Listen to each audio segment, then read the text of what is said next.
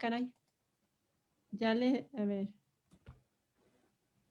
Listo, Calixto. Muy bien, pues continuamos esta 63ª celebración para el maestro Edgar Allan Poe. Vamos a continuar con el relato que se llama El Rey Peste, de 1835, y Morgan nos va a ayudar recordándonos la sinopsis de este relato. Bien, pues en este relato tenemos a dos personajes. Nos describen que uno tiene el apodo Patas y otro es, bueno, Patas es una persona muy alta, muy delgada y contrasta con su acompañante que es un bajito rechonchín. Está gordito. El acompañante se llama Hugh. Bueno, Hugh. Y son marineros, están en una ciudad donde hay, bueno, está azotada por la peste y están prohibiendo la entrada al centro de esta ciudad porque pues hay muchos casos, ¿no? Están en como que cuarentena, pero más bien en esa época era dejar ahí los cadáveres, ahora sí que en las banquetas. El caso es que entran bueno, van caminando hacia el centro porque quieren localizar esta tienda de vinos y pues sacar algunos, que era lo que nos comentan ahí, que es lo que pasaba en esa época, que la gente misma allanaba pues tiendas, robaba cosas, pero luego creaban este tipo de leyendas locales de que no, es que el espíritu de tal es el que está causando esto, ¿no? Y eso les daba miedo incluso a los mismos ladrones que eran los que lo estaban causando, pero bueno. El caso es que estos dos amigos van y quieren robar una vinoteca. Al entrar, nos están describiendo que hay una mesa con 6 personas muy peculiares. Y aquí voy a compartir una imagen donde al final, como líder de esta ceremonia en la mesa, está una persona. Todas las define como que sus rasgos no son muy definidos, excepto por una cosa que resalta en su rostro. El personaje que está al frente de la mesa tiene la frente muy alta. Y después a su lado está una mujer muy gordita que tiene una boca muy grande. Y después, bueno, nos describen sus vestimentas y todo esto. La mujer gorda, por ejemplo, tiene una mortaja, o vemos que sus vestimentas son como mortajas, ahí se aprecia un poco. Después hay un hombre que no se puede mover porque también está como que amortajado, pero muy, muy delgado, y dice que incluso al personaje que se llama Patas le impresiona porque no creía que hubiera alguien más delgado que él. Y esa persona tiene las orejas muy grandes. Y luego hay otra mujer delgada que podría ser atractiva, delicada, si no fuera porque tiene una nariz muy, muy grande que sobresale de su cara. Bueno, son 6 personajes. El último está dentro de un ataúd. Y pues Patas y Hugh llegan ahí como que exigiendo que qué están ustedes haciendo aquí en este lugar que pertenece al amo Wild, no me acuerdo el apellido. Y el de la frente alta, que es como que el líder, le dice, pues yo soy el Rey Peste y esto es mi dominio. Y aquí al lado puedes ver a su gracia. Bueno, ahí sí se me fueron los nombres. A ver, Santiago. A ver, son 6 personajes. Tenemos al Rey Peste, a la Reina Peste, ¿me cortaste? A la duquesa, es que, chinga, tengo los nombres en inglés. Pesticinia, a todos tenían algo que ver, todos eran la familia Peste. Alguien que nos ayude, por favor, porque no encuentro aquí. Pero bueno, todos estos eran familiares del rey peste y todos tenían un nombre. A ver, Pepe, por favor, ayúdanos con los nombres y si quieres medio yo. traducirlos. Uno es el rey peste primero.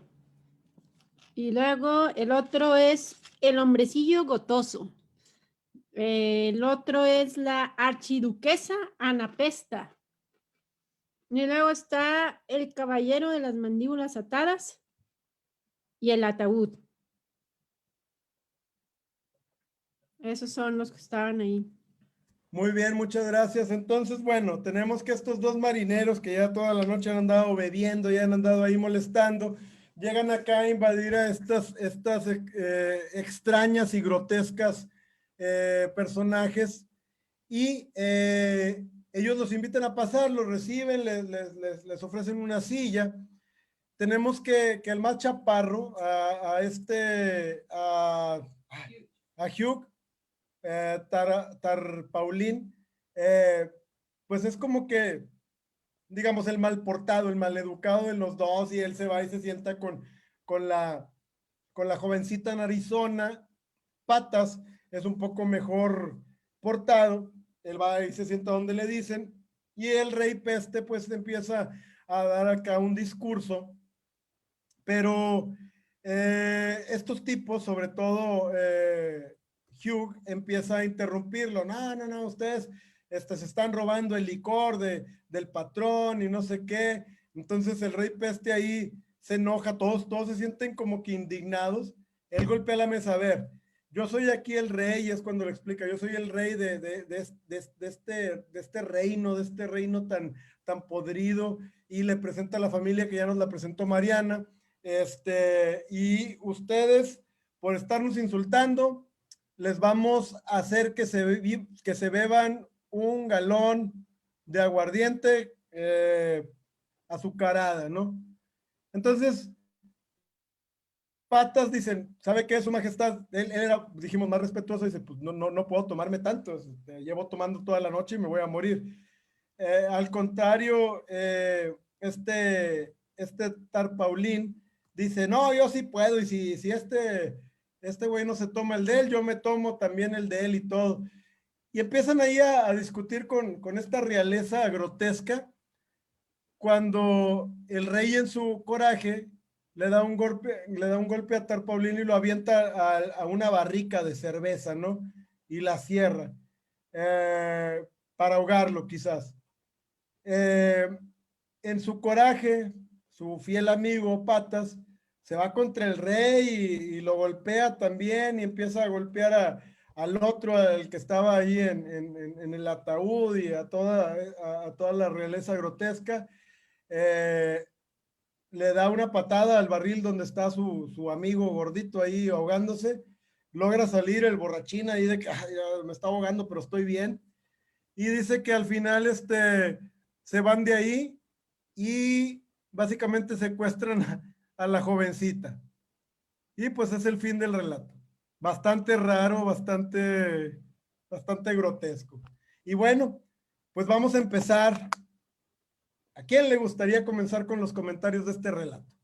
Aunque un poquito antes de empezar, solo saludos a Héctor Muñoz González, a Laura Patricia y especialmente a Leo Pino, que está desde la sala de urgencias del Hospital de Universidad de Chile, que está teniendo mucho trabajo. Gracias por vernos y escucharnos. Pepe nos mencionaba el esqueleto en medio de la mesa. Pepe, ¿quieres comenzar con tu primera aportación de la noche? Sí, nada más rápidamente. Ellos llegan a ese lugar porque están huyendo de una taberna en la que se fueron sin pagar. Se metieron, los estaba persiguiendo la señora de la taberna, que la describe como una señora muy grande y muy vociferante. Y ellos se brincan la pared del lugar que estaba en cuarentena y se van corriendo hasta que se estrellan, y es cuando llegan a este lugar donde está el rey peste con su corte. Otro punto es el esqueleto que está ahí en medio de la mesa donde están bebiendo el vino en cráneos, básicamente estos personajes.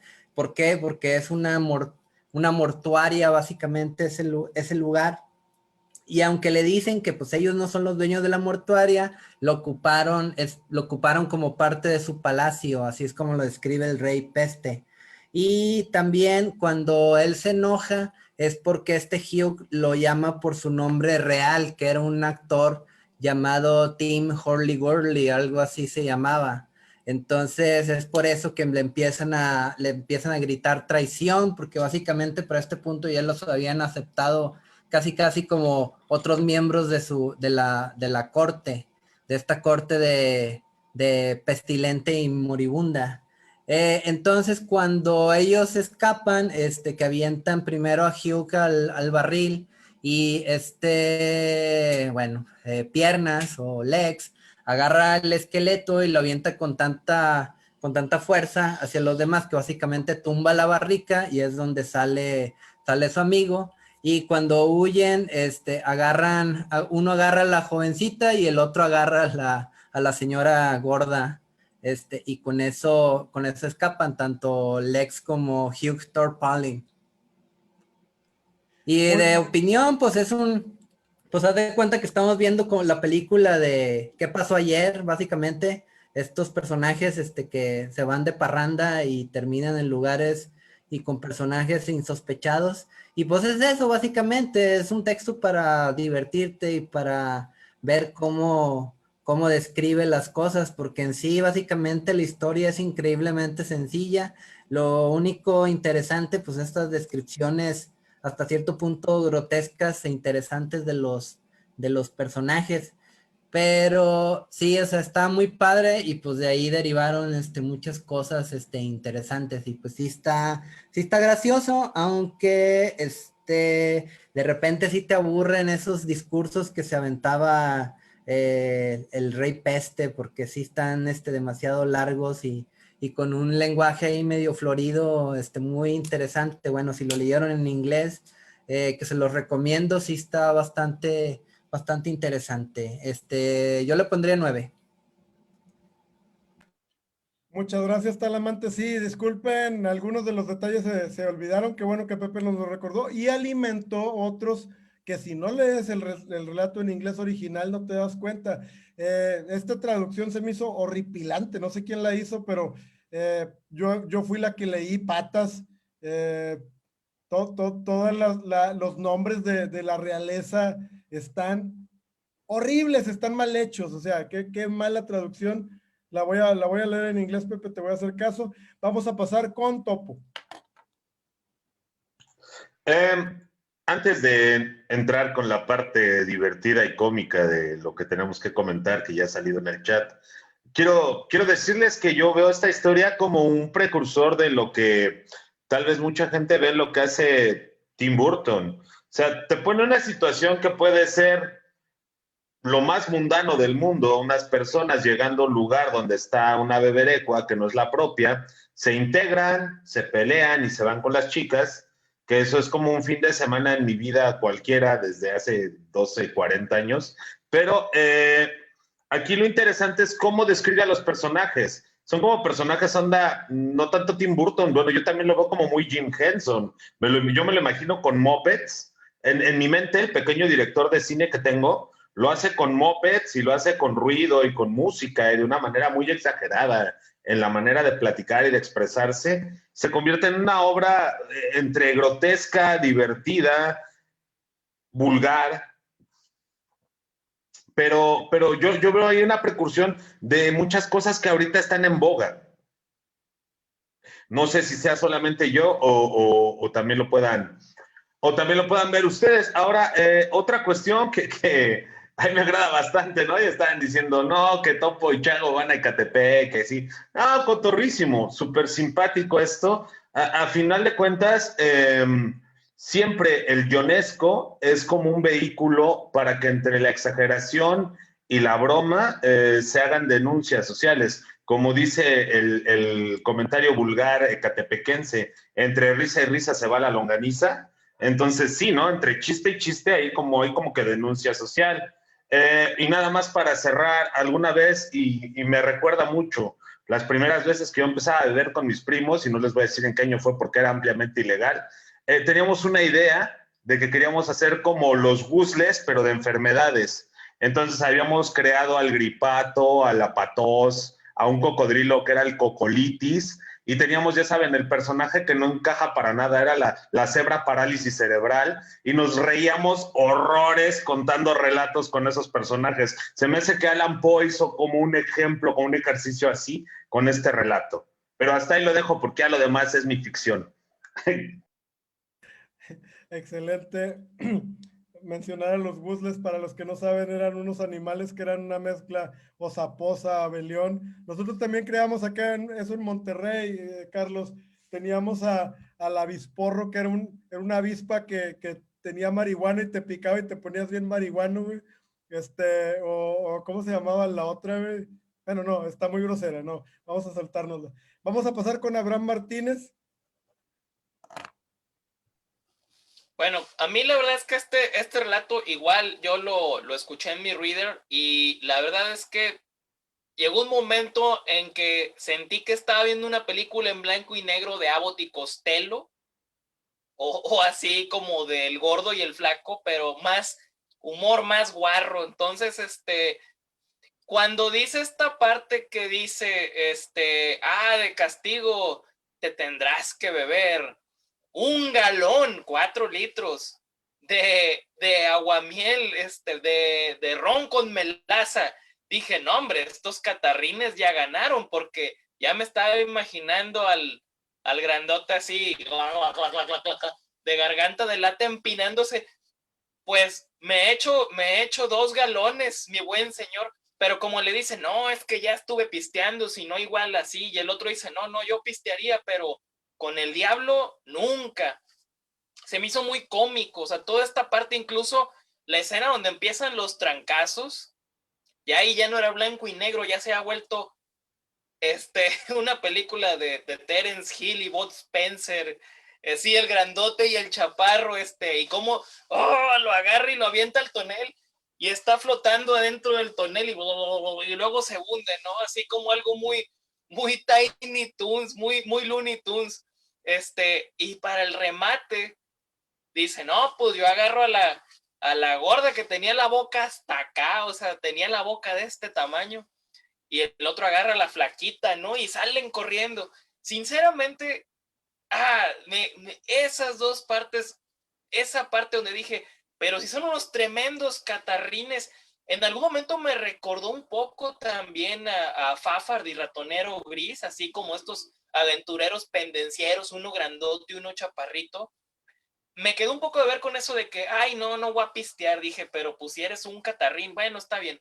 Y al final pensé que le faltaba una parte más a la historia, ¿no? Como que simplemente se pelea, cada uno agarra a una mujer y se sale corriendo. Me hubiera gustado que despertaran en la taberna del Alegre Borrachín, todos madreados porque no pagaron y no traían dinero y ¿qué pasó? Todo fue un sueño, ¿no? Alguna cosa así. Pero bueno, a mí me parece que toda esta descripción de la corte pestilente, o sea, el tipo así metido en un cajón, como dijeron ahorita, muy, muy estilo Tim Burton, también se me hizo muy gracioso. Al principio los quería imaginar algo más aterrador, pero era imposible, o sea, cuando habla de que la mujer tiene la boca así de lado a lado y el otro está frentón y el otro está orijón, dije, no, hombre, esto es una caricatura, esto es una parodia. Pero bueno, Meet Your Feebles, precisamente, qué cosa tan extraña de Peter Jackson, buenísima. Pero bueno, me quedo de ver al final. Yo quería ver a los catarrines como estas clásicas historias de aventuras europeas del folclore, de tipo, o incluso americanas, ¿no? Donde el vicioso triunfa en contra de lo sobrenatural gracias a su vicio y no a su virtud. Quería ver un poquito eso al final. Bueno, me dieron una buena pelea, pero sí me quedo a ver al final y de una vez lo voy a calificar con un 8. Muchas gracias, Abraham. Me recordaste a Asterix y Obelix, o sea, este tipo de parodia de la vida normal. A ver, ¿qué nos vas a enseñar? Sí, cómo no, ahí está, o sea, un par de problemáticos, como traducirían en España, de que 2 tipos de cuidado, o algo por el estilo. Vamos a pasar con Neto, por favor. Hubiera sido un final tremendo ese que nos dice Abraham. A mí me hubiera encantado ver también ese final. Sí, pues es lo que ya dijeron aquí, es un relato muy diferente a muchas de las cosas que conocemos de Poe. Este relato se publicó 2 años después de Manuscrito hallado en una botella y se publicó a través de la Southern Gazette, que era donde trabajaba ya Poe como redactor y colaborador y todo esto, ¿no? Y fíjense que es un experimento, es una especie de ejercicio que hizo Poe buscando encontrar un género del que ya hemos hablado aquí, que es muy difícil, el género de lo grotesco y lo burlesco, ¿no? Que es lo que ha logrado Mattenson, por ejemplo, que ya lo hemos leído, que es un género, yo creo que es todavía más difícil lograr eso que el horror. Entonces es como un ejercicio que estaba haciendo Poe. En su momento fue muy mal recibido, a la gente no le gustó, pero pues ahora con el pasar de los tiempos creo que podemos ver su valía. Yo, por ejemplo, lo disfruté mucho porque además de que es muy bizarro, que es grotesco a morir, es muy chistoso. Yo me reí mucho, estos dos borrachines que se escapan de la taberna sin pagar, o sea, bueno. Y entonces la ciudad hay una parte que está cerrada porque hay plaga y estos cuates no tienen miedo, o sea, estos no tienen miedo a nada. Se encuentran con el mismo rey peste y le faltan al respeto de manera reiterada, lo sacan de sus casillas, o sea, yo me reí y la última parte, no, se escapan con las morras, se llevan a las morras estos cabrones. O sea, son capaces de robarle las morras al rey peste. Ese es el poco respeto que le tienen no solo a un rey ni a su corte, sino a la muerte misma. Entonces eso me hizo que estos dos personajes se ganaran mi corazón. Me recordaron unos cuates que que no se toman la vida en serio, que beben, que se pelean y hacen lo que quieren, ¿no? Entonces, creo que a diferencia de muchos relatos de Poe que son terribles, porque los finales son terribles, son de muerte, desesperación, este es un cuento en donde el final, pues es una burla, ¿no? En fin, los que ganan son los canallas estos, bebedores, borrachos, y burlan incluso a la muerte, al rey peste, ¿no?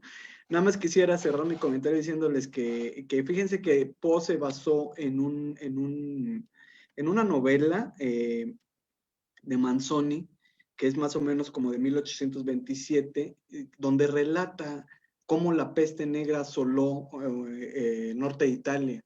Dicen que la lectura de esa novela marcó mucho a Poe y quiso hacer un cuento, pero en sus cartas platica que quería hacer algo diferente, quería hacer algo que se saliera un poquito del horror, de la desesperación. Entonces dijo, voy a hacer un ejercicio de lo burlesco, a ver qué tal me sale. Pues como ya les comenté en su tiempo, fue muy atacado, dijeron que era una porquería, que era una historia sin chiste, pero pues creo que ahora con el tiempo, varios la disfrutamos, yo la disfruté mucho. Muchas gracias, Ernesto. De hecho, sí, el nombre ese del rey peste Tim Hurly-Burly hace referencia a este aparatito hindú, creo, o asiático, que se llama Hordy-Gordy, que es como una especie de guitarra, acordeón, armonillero, ¿cómo le llaman lo que está allá en la Ciudad de México? Que se ponen que es como una caja de música que le están dando cuerda. Entonces, básicamente era un insulto de Poe, era como que este güey no sabe nada, es un tonto, el rey peste. ¿Alguien más que nos quiera comentar algo? ¿Perdón? Mariana, perdón. Ok, bueno, a mí me recordó un poco el cuento que habíamos leído de Bram Stoker, el que también se introducía en los basureros, ¿no? de París y que también tenía que escapar de un grupo de ladrones. Y bueno, a diferencia bueno, a mí en particular me gustó más el de Stoker que porque el otro sí estaba como muy descriptivo, aunque aquí casi no gustó, no llamó mucho la atención. Y bueno, pues a mí me parece como más, pues de lo cómico, como una comedia ligera hasta cierto punto. Me recuerdo también así como algunas otras historias en las que está así como el rey de los rateros, ¿no? Cuando te llevan con el rey de los rateros o por ejemplo, cuando Malone se introduce a Red Hook, ¿no? Ahí con en el relato de Lovecraft, o sea, como entrar a un lugar que pues está aislado, que nadie quiere estar ahí, y pues te encuentras que a pesar de eso, esa parte caótica, pues tienen ahí pues sus roles, ¿no? Entonces, pues yo le daría un 9, se me hizo gracioso, sobre todo pues la descripción ahí de las personas, sobre todo ese ser que estaba ahí en un féretro, ¿no? Que estaba desnudo, pero que usaba el féretro como si fuera ropa, eso se me hizo muy curioso. Y bueno, pues eso era todo lo que yo quería decir, no sé, Ramón. A mí me gustó mucho porque otra vez es un cuento grotesco de Gran Guiñol que maneja un humor negro que lo hace de la misma familia literaria que el Barril de Amontillado. Pero más allá de eso, en su época fue recibido con mucha perplejidad. Robert Louis Stevenson dijo, el hombre que pudo escribir o que logró escribir El Rey Peste ya ha dejado de ser humano, porque era tan grotesco su sentido del humor y tan oscuro que no había podido Robert Louis Stevenson, ni más ni menos, concebir que un ser humano podría haberlo escrito. Yo creo que Poe juega con una crítica muy dura a la sociedad. Él como republicano y miembro de una república corrupta, como era Estados Unidos, y lo es, pero más corrupta en aquella época que ahora, creo, pues veía con muy malos ojos la nobleza en todos sus aspectos y en todas sus acepciones. Y él pues lo considera como un blanco fácil de sus burlas, ¿no? Cualquier cuestión nobiliaria le parecía grotesca en sí misma. De ahí cuentos también logrados como Hop Frog, ¿no? Que creo que también es de la misma familia del Gran Guiñol de Poe, junto con este cuento. Y por otra parte, creo, a riesgo de elaborar luego con calma mi hipótesis, que este cuento también tiene una gran influencia en la obra de Thomas Ligotti. Ligotti tiene ese sentido del horror absurdo, grotesco, del gran guiñol, de lo desfachatado, un horror que parece salido de Gargantúa y Pantagruel de Rabelais. Entonces, pero claro, Ligotti lo lleva a un marasmo de depresión y oscuridad absoluto, o pretende lograrlo, y el humorismo que sí advertimos en Poe, un humorismo lúdico, un juego de borrachos, se pierde. Creo que detrás de esto también está un reflejo de los barrios bajos de Boston, Baltimore, Filadelfia y Nueva York, barrios bajos que Poe pues, conocía bastante bien, ¿no? por su afición a los destilados y a la vida alegre pues de estos garitos y antros. Y creo que puede ser también un cuento que tiene o que tenía claves para los entendidos y el tiempo pues lo ha borrado, ¿no? Me recordó mucho también a Pandillas de Nueva York, más la adaptación cinematográfica que el libro reportaje original, pero ese mundo donde había cantinas en el Nueva York de los años 40, 50 del siglo pasado, del 19, perdón, 1840, 1850, donde ponían maniquís del diablo para indicar que ahí se permitían todos los excesos, donde vendían ginebra y cerveza barata o adulterada, donde había contertulios que planeaban asesinatos o robos, prostitución de toda la haya, en fin, un mundo que pues no nos es ajeno a nuestras metrópolis modernas, pero que tiene su origen urbano, pues precisamente en los barrios bajos del Atlantic Seaboard, de las ciudades de la costa atlántica, de las antiguas colonias, pues de lo que hoy conocemos como Nueva Inglaterra, ¿no? Y creo que en ese sentido, además, tiene un carácter de documento histórico muy interesante. Muchas gracias, Ramón. Muy interesante lo que mencionas. Eso yo nunca lo había relacionado con Robert Louis Stevenson, y que alguien que diga de que necesitaba estar, que no ser humano o algo así dijiste, pues es padre, porque esta cosa se sale de eso, ¿no? Te fuiste a analizar un lado de esta cosa grotesca, pantomímica, totalmente salida de la realidad. Espero que Poe, siendo un joven de 20 y tantos años o casi 30, no haya sido por exceso de drogas. Vamos a pasar con Morgan. Nada más quería mencionar lo que dijo José Duvalón. Dice que le dio un 8.5, no le gustó tanto, se lo imaginaba como una escena de teatro. Pues eso es lo que es, Duvalón, lo acaba de decir Ramón. Y Duvalón dijo que se le figuró la primera vez que entró a este círculo Lovecraftiano. Básicamente así lo recibimos. ¿Quieres agregar algo, Duvalón, antes de que siga Morgan? No, realmente es que, o sea, sí veía lo cómico, pero o sea, como que hubo un choque entre mi expectativa, que era como, va a ser un relato de terror, pero no fue así de, un momento, esto es una sátira, una burla. Entonces, pues, o sea, sí está bien logrado, pero no sé, no me gustó tanto. Muy bien. Bueno, pues vamos a pasar con Morgan a ver qué nos va a decir.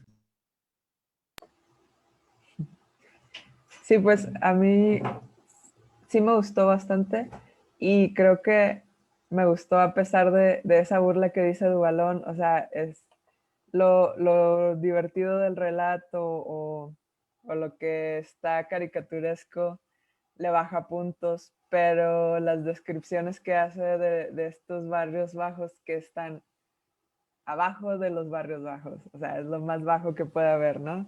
Lo que estaba diciendo Ramón, donde todo puede pasar. Pero que aparte le sumas esta enfermedad que tuvo tantas muertes, esta peste, y, y que dice que cuando van a entrar a ese centro de la ciudad, o sea, van ahí caminando entre paredes de basura. A mí me gustó más este, Mariana, que el que comentaste que leímos la vez pasada, porque, o sea, dice que a veces se tenía que apoyar y se traía un cráneo o un hueso o algo como eso, o sea, y el olor y todo esto, de verdad está así como que bien grotesco. Entonces sí me gustó bastante, y también cómo describe a los personajes de esta mesa, eh, pues de esta corte de la peste. Entonces eso, o sea, me gustó tanto que superó esas cosas caricaturescas que le quitan puntos. Entonces yo por eso le di un 9, me gustó bastantísimo. Excelente, Morgan, muchas gracias. Vamos a pasar. A ver, quiero opinar. ¿Quién decías, Mariana? ¿Rosario? Ramón y luego Rosario. Es rápido, nada más. Ahorita me acordé de un cuento del escritor mexicano Eduardo Parra, que se llama Nadie los vio salir. Me acordé por esta frase que dijo Morgan de los barrios más bajos que los barrios bajos. Nadie los vio salir no es en esencia un cuento de horror.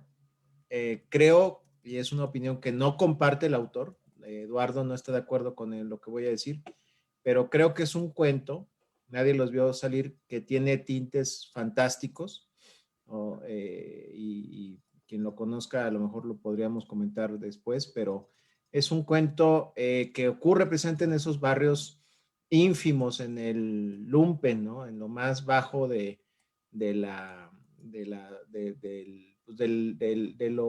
los excesos del alcohol, de lo dionisíaco y del orgiástico.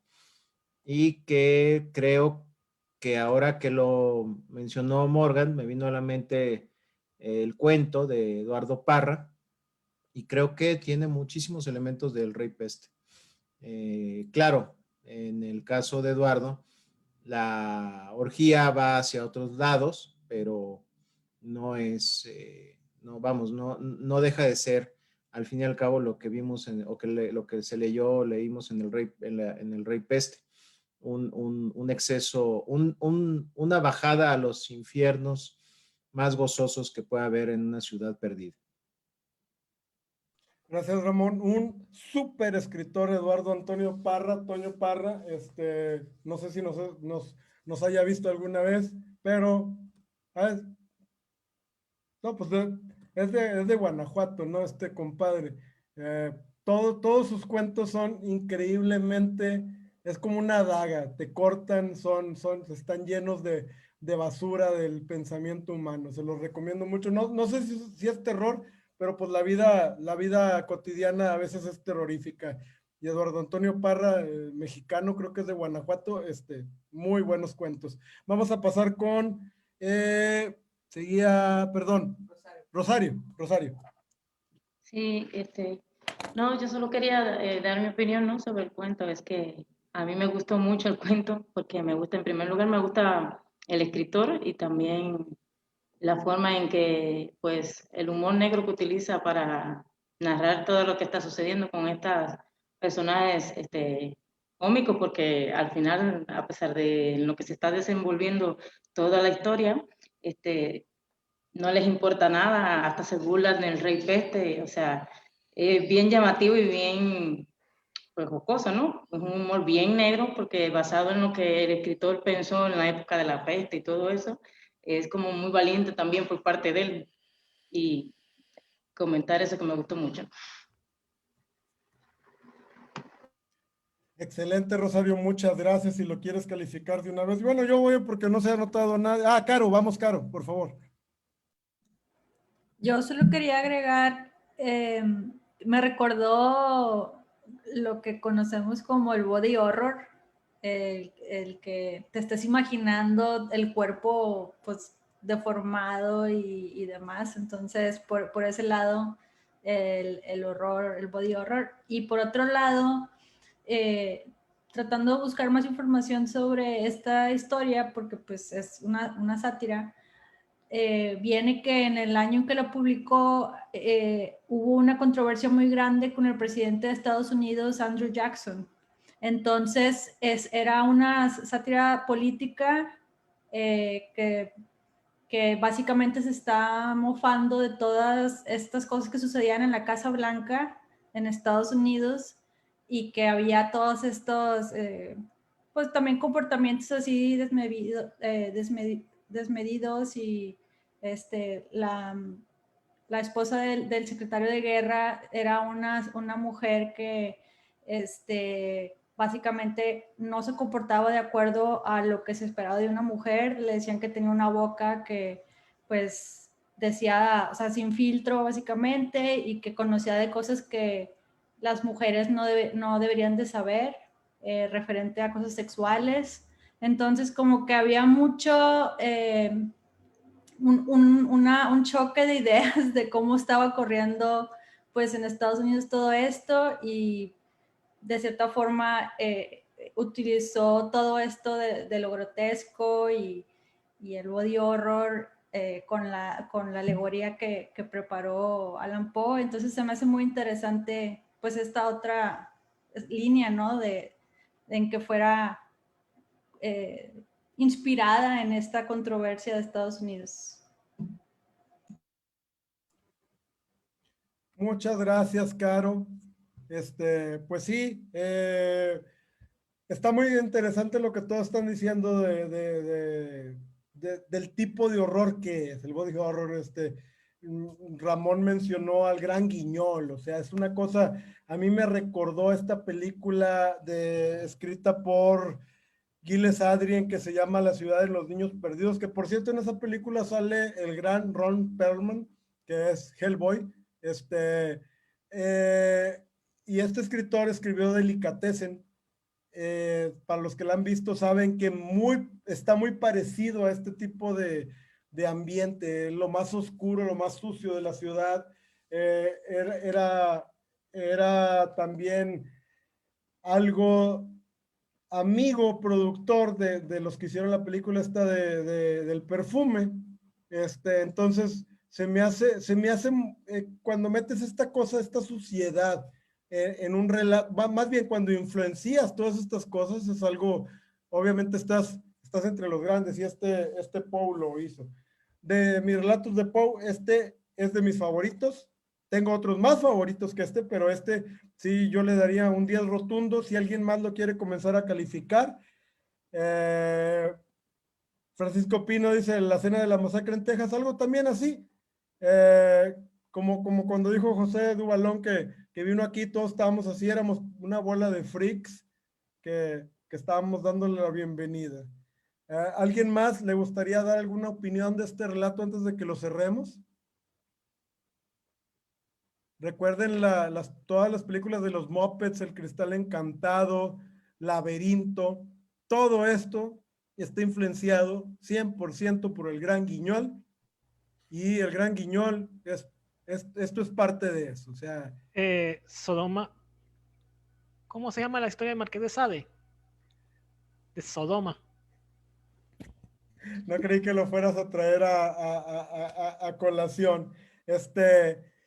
El Marqués de Sade obviamente fue antes que Poe.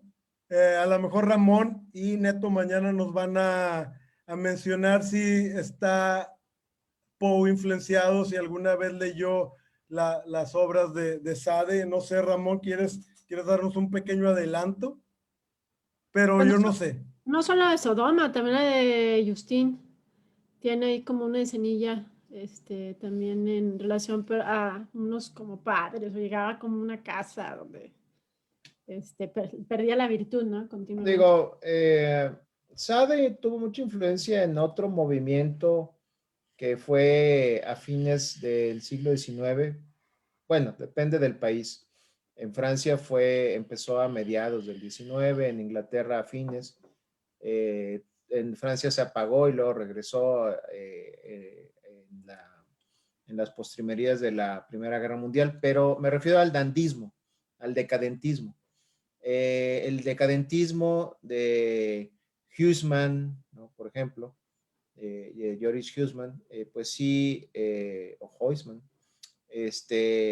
o de Oscar Wilde, sí tiene mucha influencia de los escritos de Sade.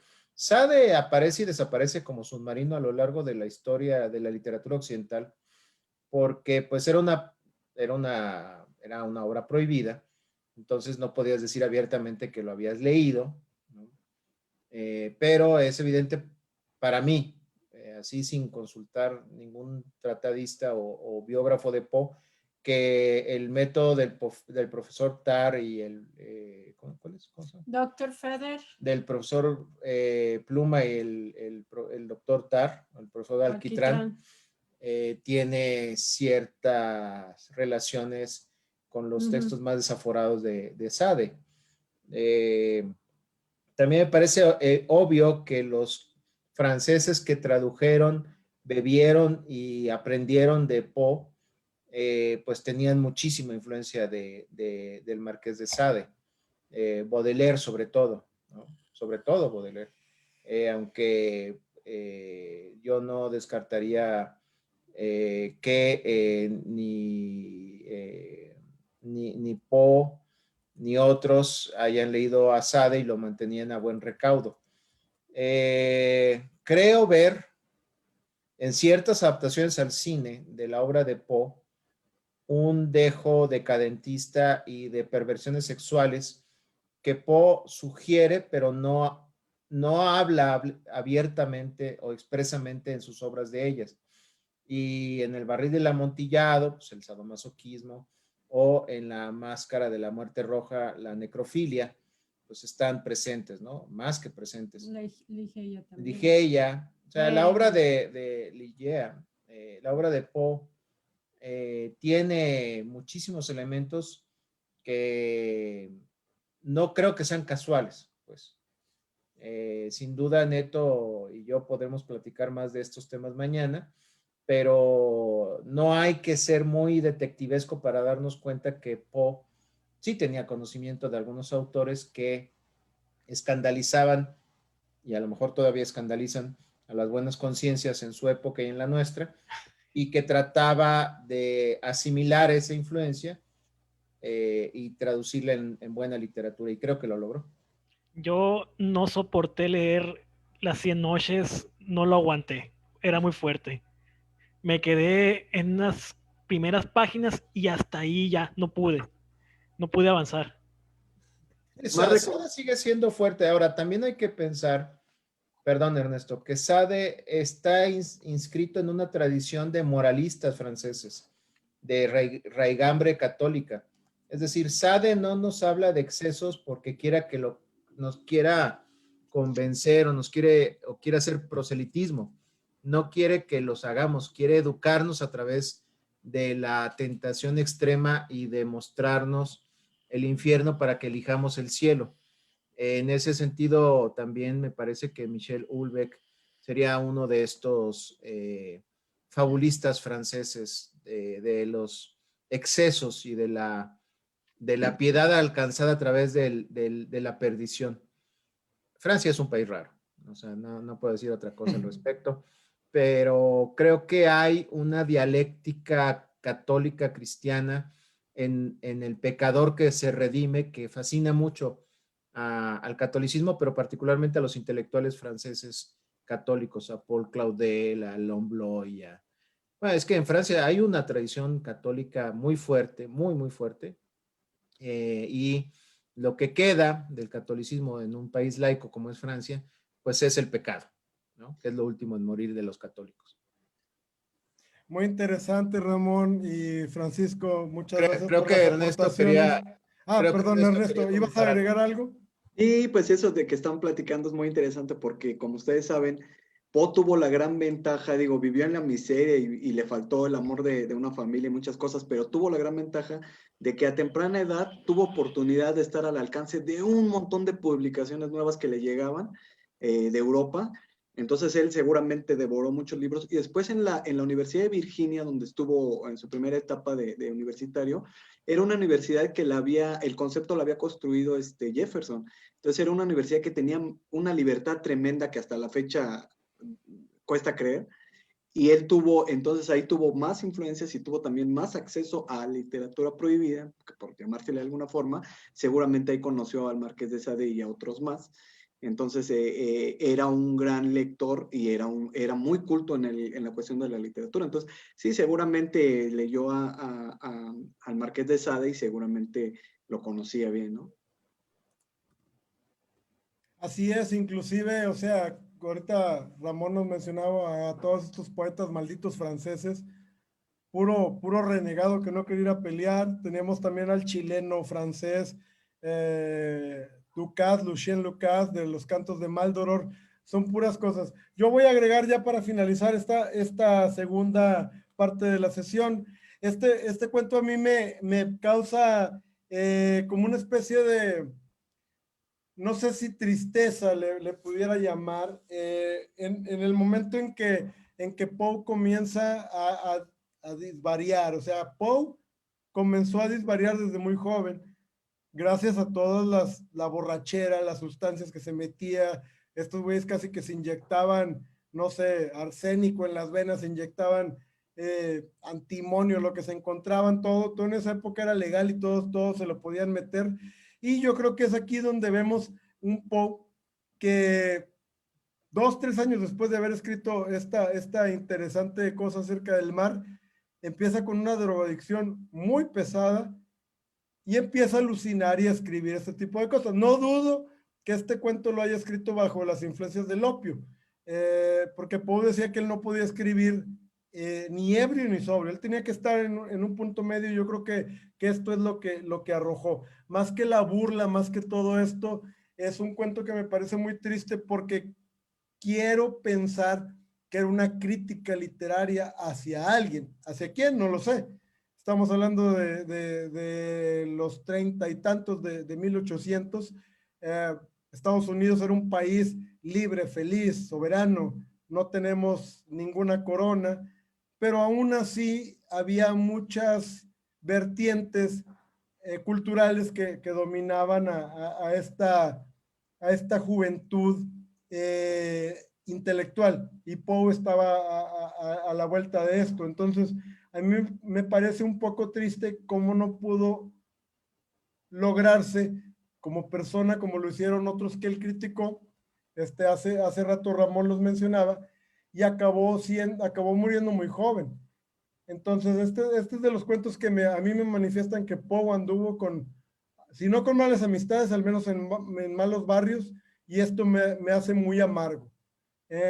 Yo le voy a dar un 9, porque de verdad siento que el final lo escribió tan ebrio que ya se le caía la pluma y ya escribió lo que le saliera, así. Siento que pudo haber dado para más este cuento. Iba muy bien y se puso tan ebrio, tan drogado, tan lleno de opio que lo aventó a la basura y ya está. Y se lo publicaron porque era Edgar Allan Poe. ¿Alguien más que quiera comentar, calificar, decir algo final para irnos un pequeño receso de 5 minutos? Voy. Pues reitero y repito, creo que Allan Poe, además de ser el precursor de los relatos policíacos, en este relato se convirtió en la primera pelotita que hizo la bola de nieve, que empezó a hacer el guionesco, estos relatos de lo absurdo y de lo exagerado, algo que puede escucharse y verse. Creo que exageró, creo que lo hizo con toda la intención de ser grotesco, pero creo que no solamente lo hacía para divertirse. Creo que quería señalar algún aspecto social que en su momento él y la gente que vivió en su era lo sabía, así como Sade. Creo que lo logró de una manera muy fuerte. Creo que además el sensacionalismo no está de más, porque quería generar una reacción y lo logró. Y creo que lo hizo muy bien. Y que esa licencia para Poe se vale. Lo aprecio mucho, le puse un 9, porque para mí un 10 hubiera sido con ilustraciones. Soy muy fan de los cómics. Gracias. Muchísimas gracias, Carlos. Pues ahorita Morgan nos va a dar el total. Y si ya no hay más comentarios de este bizarro cuento. A ver, de Guillo Castillo, sí. Ya lo leímos. A ver. Ah, no, perdón. Guillo Castillo ya nos había dado un comentario, pero este es otro nuevo. Perdón, Guillo. Esta suerte de sátira me recuerda esta novela República Mutante de Jaime Alfonso Sandoval. Muy divertido y algo similar en cuanto a lo grotesco. ¿Qué más? Mariana, ¿no te recuerda esta de Clive Barker, Nightbreeders o Nightbreed?